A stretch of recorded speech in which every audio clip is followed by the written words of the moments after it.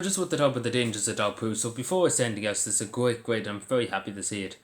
In Cavan that the county councils are really want to do something and really want to change.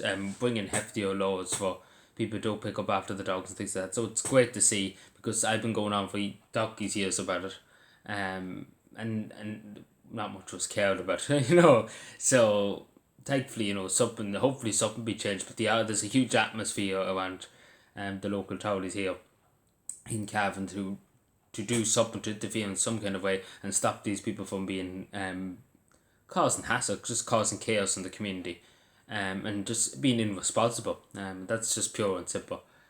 And obviously these people were even talking about taking away the dog license, because they shouldn't have a dog if they're not able to care for it. Which I think is the right thing, but we wait and see what happens yet. Um, but yeah, obviously the dangers of dog poo first of all. So obviously you're walking to the street. I'm sure everybody at one stage of their life walked through dog shit, and it's just not nice. It's not nice. On your shoe, and it's just not nice having to clean it off your shoe and everything. And it's not nice. And I even came across women at time. I'm only volunteer dog warden the last 6 months. I'm Cavan's first volunteer dog warden. I don't get paid for picking up shit or anything like that. I'm putting myself at risk. I talk about this in the second because these diseases affect younger people more than anything else. So I'll talk about that in a second.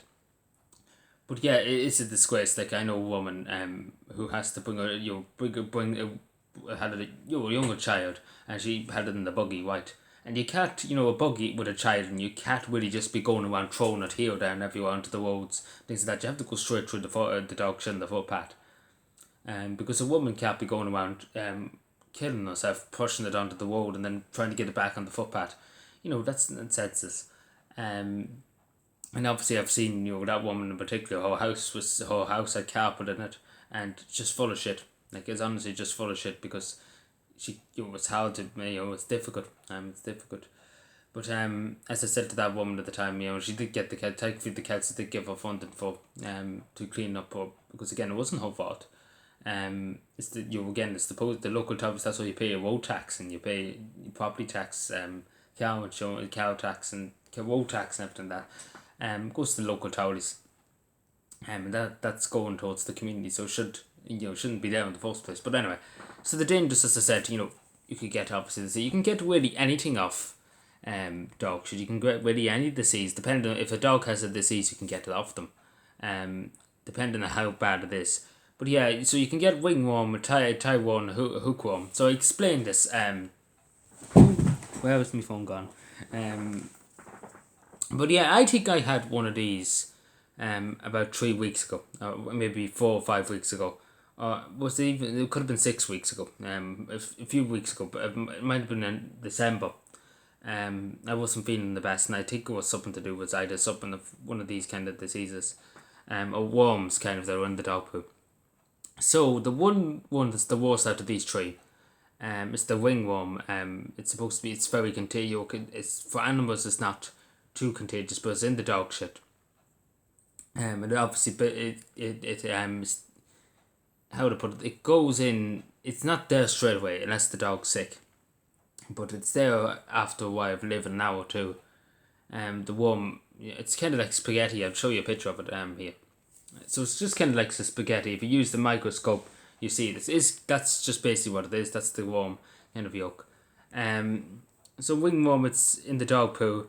It looks like a spaghetti, so keep a lookout for that if you ever do it. Like I would say to the general members of the public, to not put yourself at risk. And I say as simple as that, it's not worth it. Now you annoy the county council, your local county council, and say that you pay your tax and get them out and do it, because there's no point putting yourself at risk. Because again, these people are getting paid $6.50 a week. The majority of them are the local townies. Again, there's not really much excuse, and an only citizen putting themselves at risk is not. It's not acceptable. So I would say to people, I know you county councils, don't go out and put yourself at risk, and that's the simple style. Unless the council are willing to pay you for putting yourself at risk, then don't do it. As somebody that's a volunteer dog one, I say that straight to you. Because you're only putting yourself at risk, and you're only playing a game, and that's the simple start. Like I'm cheating the game here, because eventually, and I might just say straight, eventually I will get one of these diseases, and I will get very sick about it with it. And that's inevitable. Whenever it happens, it happens. But I know that so at some stage it will take a bad dose of something.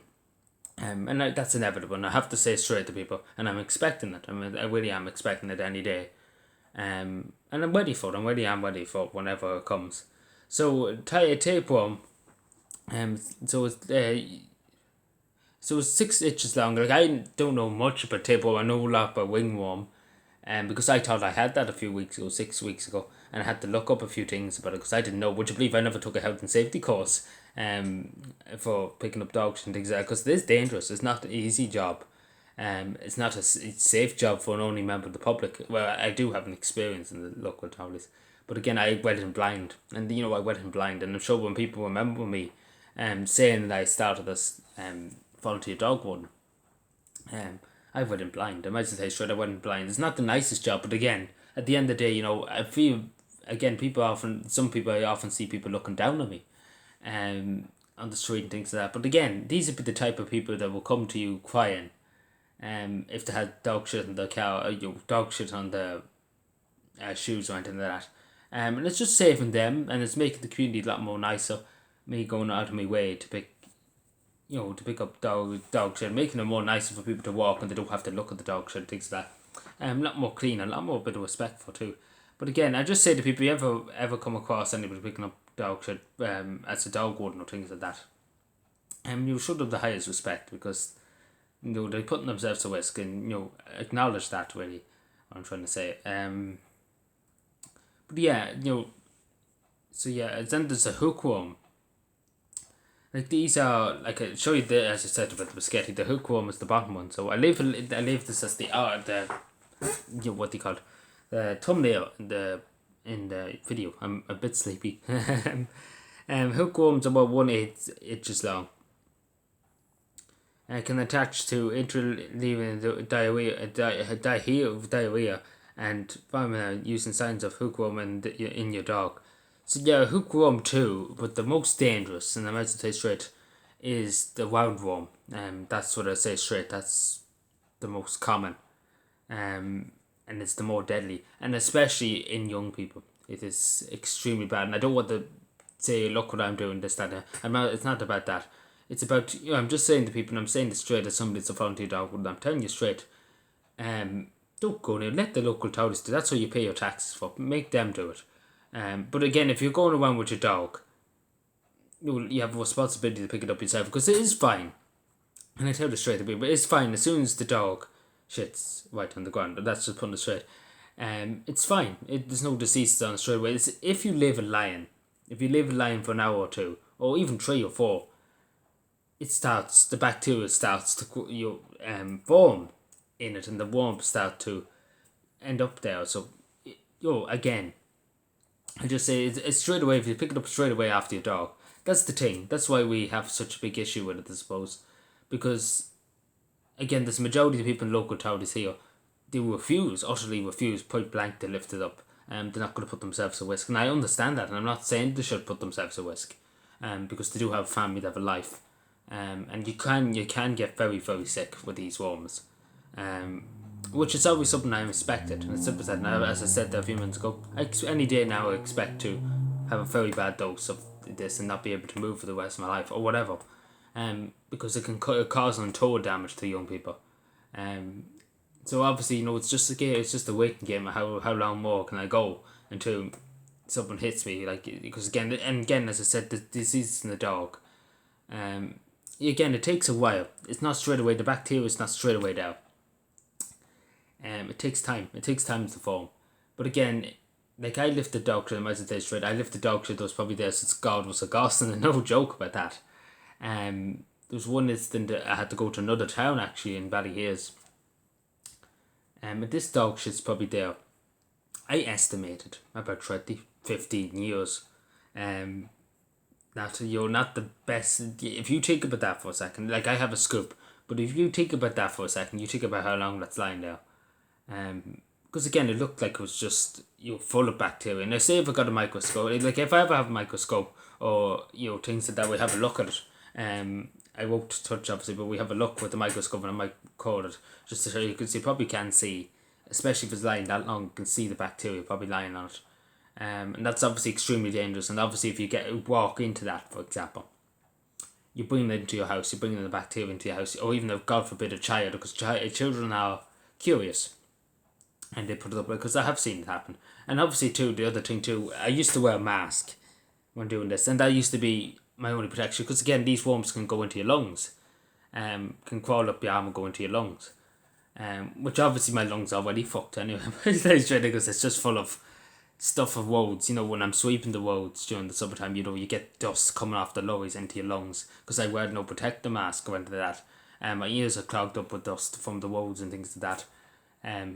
So again, I'm not in the best shape to be tackling these things, but it's probably I'm going to say this. I'm not too certain, but a few weeks ago I felt very bad, and I say it was something to do with either one of the three of these, but I say it was the wingworm. But again, I just say to people, pick it up straight away after your dog, but don't leave it lying.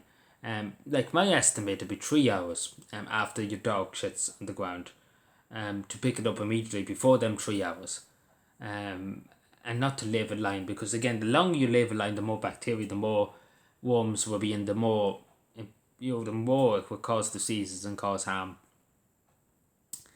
And again, this is the thing too, and I might talk about this, and maybe I might do another video now, because just to say, but the laws in this country, I will talk about it. I actually talk about another video, so if you want to watch, I put it up now in a second, just so I can just briefly touch on that too when I'm here, because I just wanted to talk about the dangers here. So I hope people understand. I leave the link, I leave the thing, and the thumbnail, so you can have a look, and excuse me. So yeah, thank you for watching, subscribe for more, and bye.